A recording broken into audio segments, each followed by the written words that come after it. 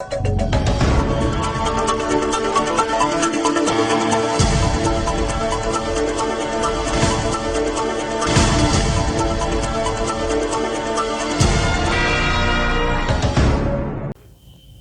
है आपका India live 24। मैं हूं आपके साथ मधु सिन्हा। हाजिर हूं तमाम छोटी बड़ी खबरों के साथ। पूरा मामला छत्तीसगढ़ शासन के कद्दावर कृषि जल संसाधन मंत्री रविंद्र चौबे का क्षेत्र ग्राम मुगलाटोला का है, जहां 30 से 40 किसान इससे प्रभावित हैं। जल संसाधन विभाग द्वारा क्षेत्र में विभिन्न जलाशयों से पानी निकासी के लिए पूरे क्षेत्र में व्यापक स्तर पर नहर लाइनिंग का काम किया जा रहा है और गांव-गांव से होकर गुजर रही नहरों में से एक ग्राम मुगलाटोला में भी है, जहां पर नहर लाइनिंग के लिए विभाग द्वारा सत्र 2002 में सर्वे कर नहर बनाने का निर्णय पारित हुआ था। तब तत्कालीन समय में कुछ किसानों को जमीन के दर के हिसाब से मुआवजा दे दिया गया था और बहुत कुछ किसान मुआवजा नहीं लिए थे। वहीं इस पूरे मामले पर पीड़ित किसानों का स्पष्ट रूप से कहना है कि हम नहर निर्माण का विरोध नहीं कर रहे हैं। आखिर सरकार इतने वर्षों के बाद अचानक खेती के समय और जब हम सबकी पूरी तरह से धान बुवाई कर चुके हैं, ऐसी स्थिति में मशीन से खुदाई करवा रहे हैं और खेती को बिगाड़ रहे हैं, यह हम बर्दाश्त नहीं करेंगे। विभाग द्वारा हमें अभी ना तो किसी प्रकार की सूचना मिली गई है और ना ही कोई नोटिस दिया गया है। साझा बाग की प्रशासन की पूरी टीम मशीन को लेकर सीधा किसानों के खेत में घुसकर खुदाई शुरू कर दी, जिसके चलते खेतों को काफी नुकसान हुआ है और फसल खेतों में बुवाई हो चुकी थी। प्रशासन का ये रवैया कितना जायज है? गांव में कुछ किसान ऐसे भी हैं जिनकी खेती पूरे नहर निर्माण के दौरान इसके दायरे में आ रहे हैं, उन्हें बहुत ही कम मुआवजा मिल रहा है। किसानों का कहना है कि प्रशासन हमें वर्तमान की स्थिति के हिसाब से उचित मुआवजा प्रदान करे, तभी हमें मंजूर होगा। अब यह देखना होगा कि किसान के सबसे बड़े हितैषी कहने वाले सरकार के इन पीड़ित किसानों के साथ न्याय कर पाएगी या नहीं। हम लोगों का ये कहना है कि जो उचित मुआवजा आज के डेट में मिलना चाहिए, वो किसानों को उचित खेत जो निकला रहा है वो उचित ढंग से निकले। जो सर्वे किए हैं ना वो अनुचित लग रहा है, तो उसका ठीक सर्वे होना चाहिए। किसानों के मतलब हित में वो बनना चाहिए और उसका भी ये होना चाहिए। ये सुनने में आया 2002 से मूल्यांकन रहा होगा गवर्नमेंट के हिसाब से, हमको तो पता नहीं है, लेकिन आज के हिसाब से मिलना चाहिए। जो क्षतिपूर्ति सहित जानकारी नहीं है। जमीन है सर 35 डिसमिल के करीबन निकला थे, है ना। और उस दिन का है कि जेसीबी आके खड़ा हो इस नाम और खेत में, तभी मोल पता चली से कि नहर खोदाने वाला है कि तो कोई दूसरा जगह रहे में है तो दौड़ के आए अपन खेत में है और फिर रोक लगाए मेरे जेसीबी वाले मैं कि रोक भैया तो जेसीबी ला तो जमीन ला मोर खोदे कोई ज़रूरत नहीं है ना।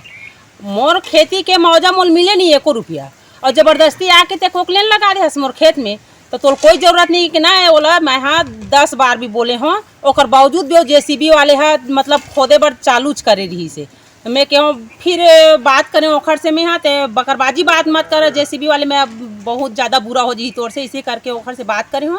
ओखर बाद वकील का नाम से तहसीलदार रही से पटवारी में रही से, है ना। तो मैं पटवारी साहब ला बोले कि पटवारी साहब और तहसीलदार ला भी बोले सर मोरत के ज़मीन है 1/2 एकड़ और पूरा तुमन निकाला हो, है ना। तो मैं जीहूँ खाऊँ कामा भाई और जीहूँ खाओ नहार खैर निकला थे तो ओमा मोला भी आपत्ति नहीं है। पहली मोर गरीब आदमी के ते मोर पैसा दे देते खरबा देते, हाँ तोर जेसीबी लगाबे इसे कि बोले मोला, है ना। और फसल है बोआ चुके है ते मलान के ते जेसीबी खड़ा करे हस, तो मोला ये आपत्ति है। अभी मैं नहार नहीं खोदन दो, पहले मोर अकाउंट में पैसा होना चाहिए। मैं अकेला महिला हूँ, मोर यहाँ कोई करता धरता नहीं है, मोर यहाँ गाड़ी घोड़ा नहीं है। गाँव वाले से भी पूछ ले बोले मैं तहसीलदार साहब ला कि मोरे यहाँ गाड़ी घोड़ा नहीं भैया, कुछ भी होते तो मैं दूसर के पाँव पर हूँ। तब मैं हम ये चाहते हैं कि जो मुआवजा 2002 में दे रहा था, और किसान लोग ये चाहते हैं कि जो अभी वर्तमान में ज़मीन के रेट के हिसाब से मुआवजा मिले। कम से कम 20 से 30 किसान प्रभावित हो रहे हैं इसमें। नोटिस वगैरह कुछ नहीं मिला था, ज़बरदस्ती आके इन लोग चालू कर दिए और धान वान तो खेतों में बुआई हो चुका है।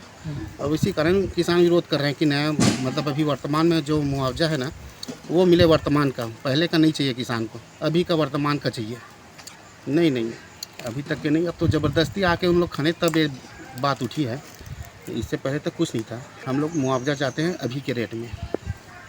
किसान लगभग 15-20 किसान ऐसे हैं जिनको मुआवजा नहीं मिला है और लगभग 15-20 किसान ऐसे हैं जिसका खुदाई हो चुका है।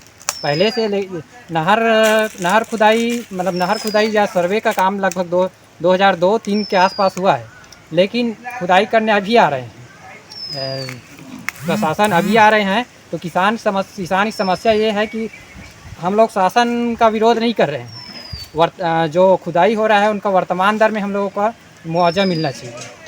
और चाहे तो सरकार शासकीय भूमि भी पड़ी हुई है, शासकीय भूमि में भी ना सर्वे करके निकाल सकते, किसान का खेत नहीं जाएगा। लेकिन अभी वर्तमान में ऐसे ऐसे किसान का खेत पड़ा है जिनका खेत आधा एकड़, 1 एकड़, 40 डिसमिल, उसमें पूरा बीच से जा रहा है, तो कहाँ से खाएगा और कहाँ कमाएगा वो। और एक समस्या और है, फसल की बुआई हो चुकी है, उसके बाद भी जेसीबी पोकलैंड मतलब जो भी मशीन चीज़ है वो खेतों में चलाई जा रही है, और इससे भी किसान परेशान है। और फसल बुआई हो चुके हैं, उनका मुआवजा मिलना चाहिए।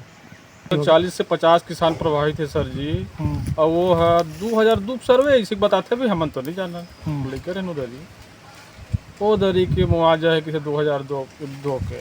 आज कार्ड रेट है ज़मीन के 2002 में कार्ड, वो ज़बरदस्ती जेसीबी मशीन हर चीज़ लगाते भाई। का हम इतना परेशान होकर देखे बहुत ही ज़्यादा, हमारे फसल बुआई मरेंगा दे जेसीबी ला, पूरा ख़राब हो गया फसल, कैसे कर वो आप बता। तो कोई वैसा नहीं करे, शासन है बहुत ही परेशान है। मुआवजा दे दे, और सूखा समय में वो अपन नाली बनाए, मका तकलीफ है भाई हम।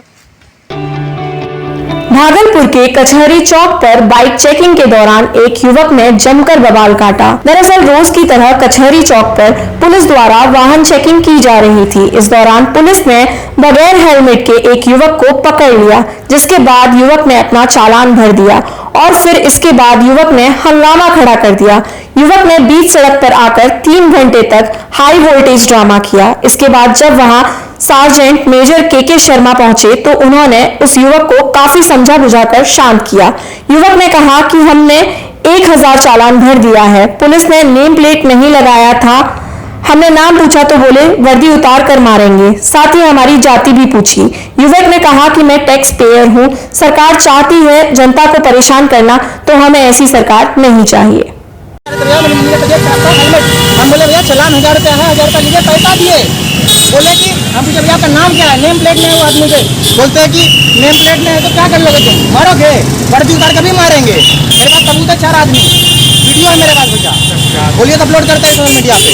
अगर सरकार ये चाहती है कि आम जनता को कास्ट पूछ कर सर्विस दी जाए, तो मैं गवर्नमेंट से अपील करूँगा कि हमको ऐसा नहीं चाहिए। सरकार पूछता लठात हो, बोला अगर पुलिस वाला है क्या फर्ज है जनता का सेवा करना। हम टैक्स पेयर है, फॉरेन टैक्स पेयर है, हम फॉरेन टैक्स पेयर से पूछता है कि क्या कास्ट है तुम्हारा, डॉलर से पैसे करते हैं हम। वो आप निकालते हैं नेम प्लेट पे घूम रहे भैया, नाम प्लेट पहनना फर्ज है पुलिस वाले का। जैसे सर का नाम है संतोष कुमार वर्मा, हम कैसे पता करेंगे कि संतोष जी है, रवि है, मैडम है, नाम होगा तभी तो। आप कल के बिना हम वर्दी बनते करके रोडते बिना कोई स्टार के बिहार पुलिस क्या पता चलेगा हमको। लोरमी ब्लॉक में सबसे बड़ा पंचायत और संभावित उप ब्लॉक ग्राम पंचायत लिडोरी में मूलभूत सुविधा सड़क, नाली, पानी के अभाव में लोग बरसात में गंदा पानी पीने को मजबूर हैं। वहीं गांव वालों का कहना है कि सरपंच को बार बार अवगत कराने के बाद भी हमारे समस्या पर ध्यान नहीं दिया जा रहा है। वहीं ज्यादातर जनप्रतिनिधि, जिला सदस्य, जनपद सदस्य, ग्राम पंचायत लिडोरी से ही जनप्रतिनिधियों की निष्क्रियता समझ से परे है। इस नाली के समस्या है, पानी के समस्या है, सरपंच सब कुछ नहीं करते। और 1 महीना हो गए हाव कहा थे, ओखर बाद इतना पूरा घर में पानी भर जाते। हाँ, उल्टा गली में थे, वो आगे है ना नाली, तेला रोक लगा दे हवा। यहाँ के जनपद है जो है संतोष राजना, जनपद भी गांव के है, सरपंच भी गांव के है, और जिला सदस्य भी गांव के है। करते निराकरण नहीं करते। पहले जब नाली पटाए रही तब सब जन हमन मोहल्ला के मन मिल के बैठक करे रहन, तो ये समाधान हो कहीं चोहू नहीं हो पावत है। हमन मांग करत हन कि हमन नाली ला अच्छा से करे, गली ला अच्छा से बना दे, वही हमन सरकार से मांग करत हन।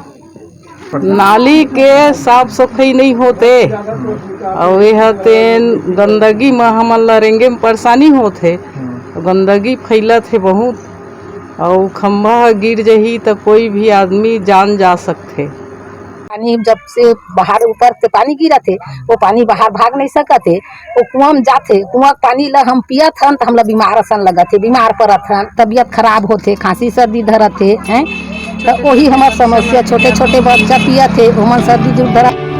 अयोध्या धाम में आयोजित गोपनीय ट्रस्ट की बैठक में जमीन खरीद फरोख्त को लेकर लगे आरोपों पर वृहद स्तर पर चर्चा हुई। वहीं इस बैठक के बारे में मीडिया को जानकारी नहीं दी जा रही थी। बैठक में श्री राम जन्मभूमि ट्रस्ट के कोषाध्यक्ष महंत गोविंद देवगिरी, ट्रस्ट के महासचिव चंपत राय, सदस्य कामेश्वर चौपाल, डॉक्टर अनिल मिश्रा, महंत दिनेंद्र दास, विमलेंद्र मोहन, प्रताप मिश्रा को शामिल किया गया। बैठक में जमीन खरीद फरोख्त मामले पर ट्रस्ट पर लगे आरोपों पर विस्तृत रूप से चर्चा हुई। साथ ही श्री राम मंदिर निर्माण के कार्य की प्रगति, परकोटा निर्माण के लिए आवश्यक जमीन की आपूर्ति और अन्य कई मुद्दों पर भी चर्चा हुई। आपको बता दें कि कल ट्रस्ट के कोषाध्यक्ष गोविंद देवगिरी ने राम मंदिर निर्माण स्थल का निरीक्षण किया था। दरअसल जमीन के खरीद फरोख्त मामले पर ट्रस्ट के सदस्य डॉक्टर अनिल मिश्रा और अयोध्या के भाजपा के महापौर ऋषिकेश उपाध्याय पर गंभीर आरोप लगे हैं। इस आरोप के बाद लगातार विपक्ष ट्रस्ट और भाजपा पर हमलावर है। महापौर के ऊपर अपने रिश्तेदारों के साथ मिलकर ट्रस्ट को कई गुना महंगी जमीन बेचने का भी आरोप है। इस पूरे मामले पर बैठक में विस्तृत रूप से चर्चा हुई है। बैठक में अयोध्या के महापौर भी बुलाए गए थे और उनसे भी ट्रस्ट के सदस्यों ने सवाल जवाब किया है। श्री राम जन्मभूमि तीर्थ क्षेत्र ट्रस्ट के कोषाध्यक्ष गोविंद देवगिरी महाराज से ट्रस्टी कामेश्वर चौपाल ने मुलाकात की।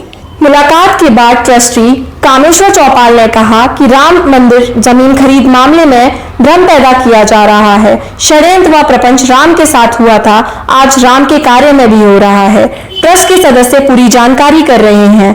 हम राम कार्य के लिए लोगों को जोड़ रहे हैं। सबके राम, राम सबके, बिना समझे बूझे कोई कार्यवाही नहीं करेंगे।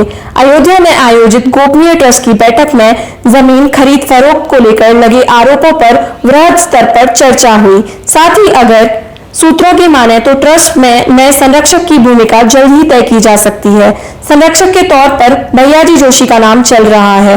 हालांकि अभी तक इसकी आधिकारिक पुष्टि नहीं हुई है, लेकिन सूत्रों की माने तो आरोप प्रत्यारोप लगने के बाद अब भैयाजी जोशी को ट्रस्ट में केयर टेकर की जिम्मेदारी दिए जाने के कयास लगाए जा रहे हैं। उसमें जो भ्रम की स्थिति लोगों ने निर्माण किया है, कहते हैं कि वो पूरे के पूरे भ्रम पैदा किया जा रहा है।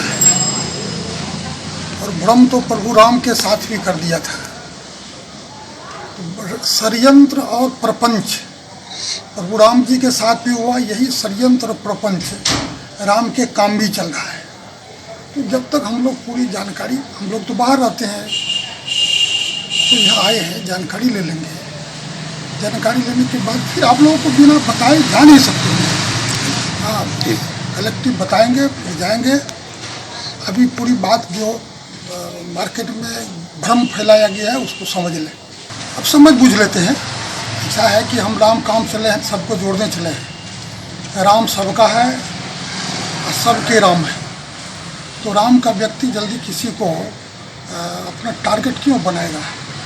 लेकिन बिना समझे बूझे ये सब कुछ नहीं होगा। समझते बूझते हैं तो फिर देखें।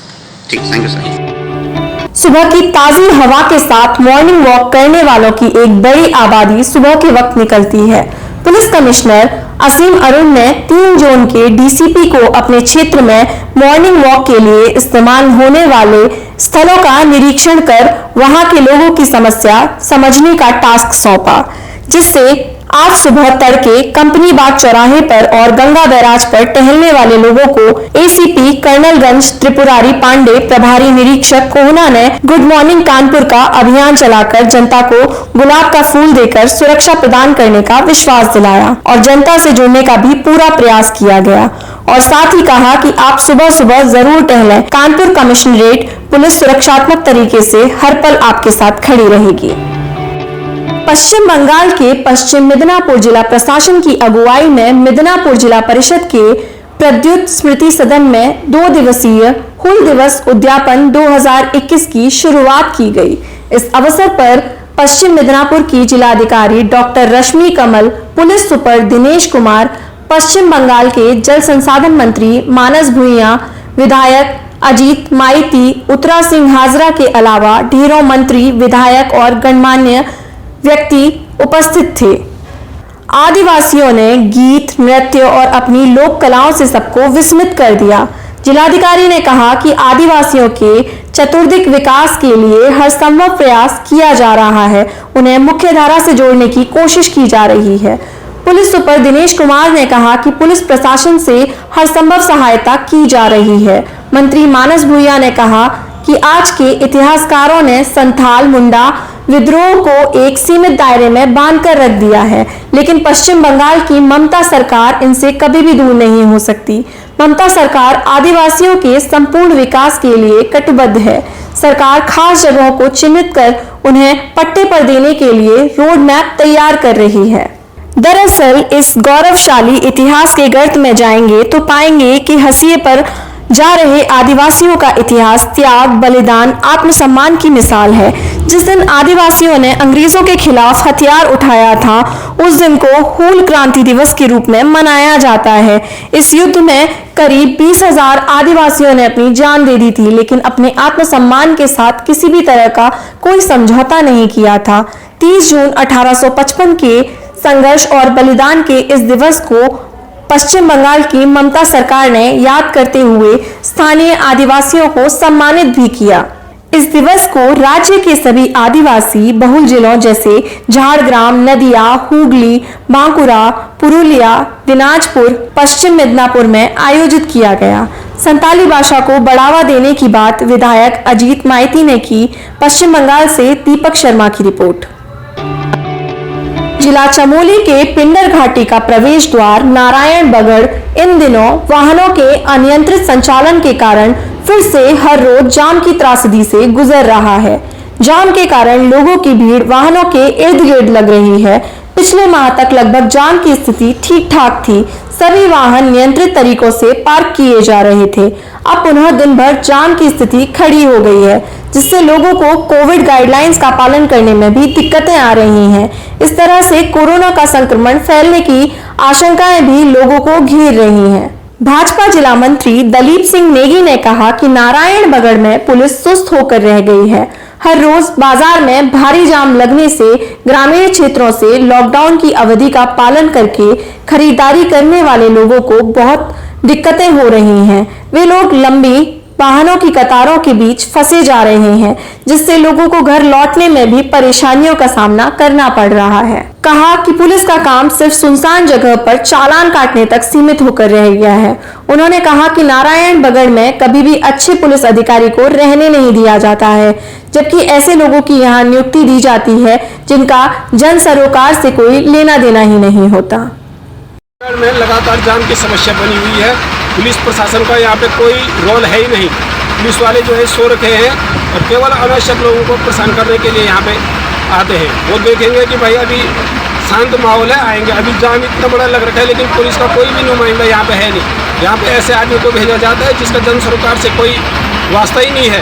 केवल आम जनता को परेशान करने के लिए ही यहाँ पे पुलिस वाले हैं, और जो अच्छे आदमी है वो यहाँ पे रहते हैं नहीं। लेकिन देखिए ये हाल है नारायण बगड़ की। केवल लोगों को दुकानदार को परेशान करेंगे, अनावश्यक लोगों का चालान काटेंगे, और चालान काटने ही कोई समस्या का समाधान थोड़ी है। लोगों को समझाया भी तो जा सकता है, और वैसे भी लॉकडाउन है, लोगों के पास पैसा नहीं है, और ज़बरदस्ती बोल देते 100 रुपये। भाई 100 रुपये कहाँ से आएगा लोगों के पास? और पुलिस जो है अपने नंबर बढ़ाने के लिए चालान कर देती है। चालान करना समस्या का कोई समाधान हो सकता है क्या? भाई वो भी तो इंसान है, कहाँ से आदमी के पास पैसा आएंगे? और यह है पुलिस का रवैया यहाँ पे, यह हमें बिल्कुल उचित नहीं लगता है। पुलिस को अपनी कार्यप्रणाली में सुधार करना पड़ेगा, जन सरोकारों से जुड़ना पड़ेगा, ताकि जो है लोग पुलिस का भी साथ देंगे। आज के बुलेटिन में बस इतना ही। अपना ख्याल रखिए और देखते रहिए इंडिया लाइव 24।